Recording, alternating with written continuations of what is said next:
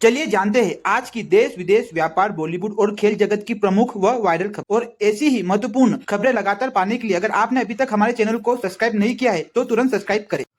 भारत सरकार ने महिला सशक्तिकरण की दिशा में एक ऐतिहासिक कदम उठाते हुए नारी शक्ति वंदन अधिनियम को लागू करने की प्रक्रिया शुरू कर दी है। इस कानून के तहत लोकसभा और राज्यसभा विधानसभाओं में महिलाओं को 33% आरक्षण दिया जाएगा। यह आरक्षण अनुसूचित जाति एसटी और अनुसूचित जनजाति एसटी की सीटों पर भी लागू होगा। महिलाओं की राजनीतिक भागीदारी ऐतिहासिक स्तर पर बढ़ेगी। एसटी एससी महिलाओं को भी डबल सुरक्षा मिलेगी, लेकिन अदर साइड ओबीसी महिलाओं के लिए कोई अलग कोटा नहीं है।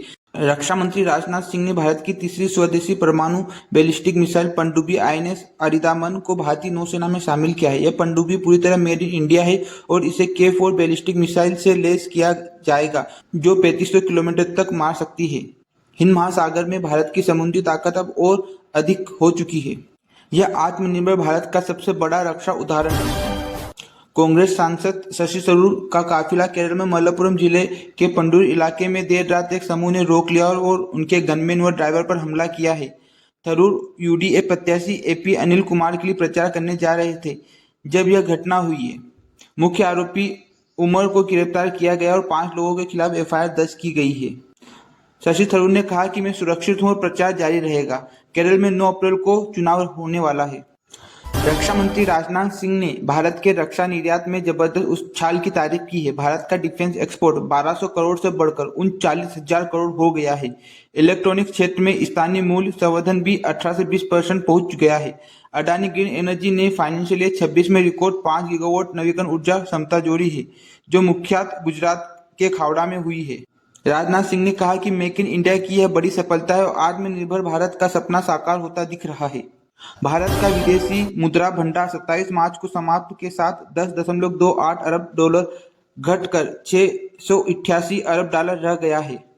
मार्च में इनपुट कॉस्ट इन्फ्लेशन 43 महीनों के उच्चतम स्तर पर पहुंच गई है। बाजार की अनिश्चितता के कारण नए ऑर्डर और उत्पादन वृद्धि में धीमी आई हुई है। आज भारत में 24 कैरेट 10 ग्राम सोने की कीमत 1,50,000 है। वहीं अगर हम चांदी की बात करते तो 1 किलो चांदी का भाव 2,50,000 है। ईरान अमेरिका युद्ध, डोनाल्ड ट्रंप ने दी अंतिम चेतावनी। अमेरिकी राष्ट्रपति डोनाल्ड ट्रंप ने ईरान को 6 अप्रैल को रात 8 बजे तक स्ट्रेट ऑफ हॉर्मुज को खोलने की अंतिम अल्टीमेटम दिया है। उन्होंने कहा कि अगर डील नहीं हुई तो वह सब कुछ उड़ा देंगे। यह डेडलाइन पहले भी कई बार बढ़ाई जा चुकी है। अभी तक ईरान इस युद्ध में अपने 2000 से अधिक सैनिकों को खो चुका है और यूएस अपने 2 एयरक्राफ्ट भी खो चुका है और इसी के कारण आज ब्रेंट ऑयल $109 के करीब पहुंच चुका है। आरसीबी ने सीएसके को 43 रनों से रौंदा।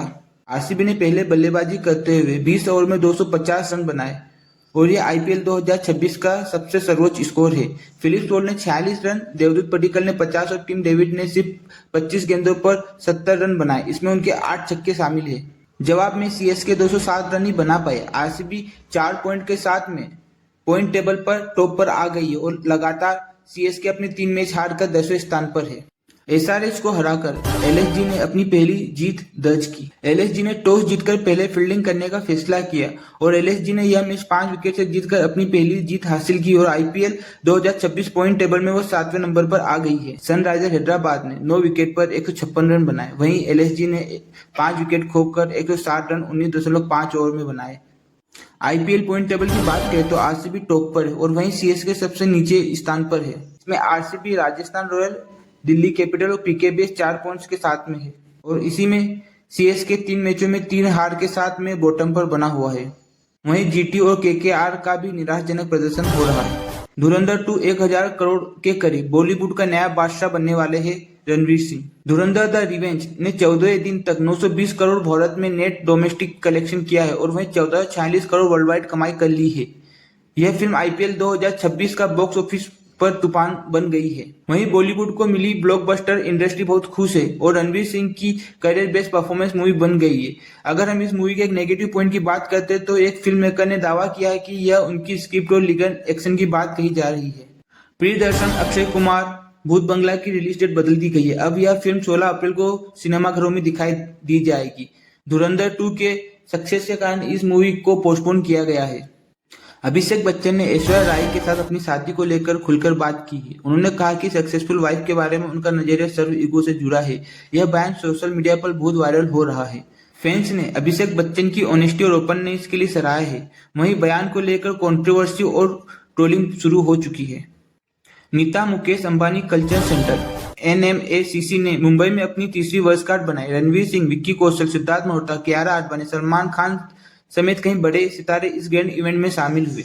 अजय देवगन की दृश्यम 3 जो अभिषेक पाठक द्वारा निर्देशित है 2 अक्टूबर 2026 को सिनेमाघरों में रिलीज होने वाली है। दृश्यम मूवी का फैन बेस बहुत ज्यादा ही है और इस मूवी की सुपरहिट होने की उम्मीद लगाई जा रही है। लेकिन दृश्यम 1 और दृश्यम 2 ने जिस तरीके से दर्शकों का दिल जीता है, उसी के साथ दृश्यम 3 पर बड़ी एक्सपेक्टेशन का प्रेशर बना हुआ है।